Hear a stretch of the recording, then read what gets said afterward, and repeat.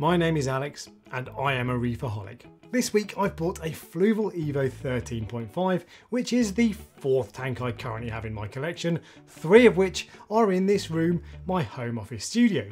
So today what I'm going to do is tell you why I've bought the tank and what I've got planned for it. And if it's your first time here and you want a new reefing video every week, make sure you subscribe and turn on notifications so you don't miss out when I upload.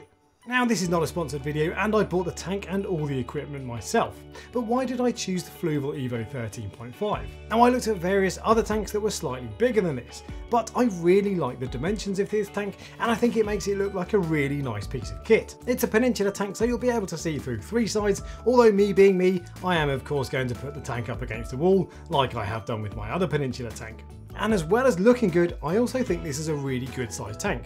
Now the box says 13.5 gallons or 52 litres, but I suspect after displacement when I put my rock in, that actually it'll be around 10 gallons or 40-ish litres. But that is a perfectly decent size to house 2 or 3 fish, a small group of cleanup crew and invertebrates, and ultimately a nice small collection of corals. And that segues into the third reason I bought it, which is because it's cheap.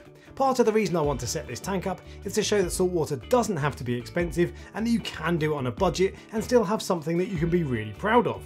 And that leads into the final reason I bought it, which is because it's a really popular tank you can buy anywhere in the world, so you guys at home will be able to replicate exactly what I'm doing. So what videos am I going to be making about this tank?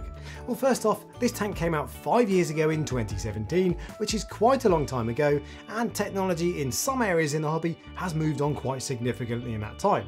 So the first thing I'm going to do is take a look at it, have a deep dive into all the equipment you get with it, and see if it's still a viable project 5 years after it was first released. Then we'll get into the setting up process and I'll show you just how easy it can be to set up a really basic saltwater tank that can still have some stunning fish and some really cool corals. And when I've done that, I plan on showing you what you can do with this tank to take it from a simple basic tank with a couple of soft corals and a couple of fish to something absolutely spectacular, but still keeping simple filtration, simple fish and corals, and just adding a few select upgrades. Now in terms of my plans for stocking the tank, I plan on keeping mostly beginner friendly LPS corals that look absolutely fantastic under white lights during the day and also look absolutely gorgeous under blue lights fluorescing in the evenings. In terms of the fish stocking plans, you'll have to wait and see what I've got in mind, but I can tell you right now that I'm not going to be stocking clownfish.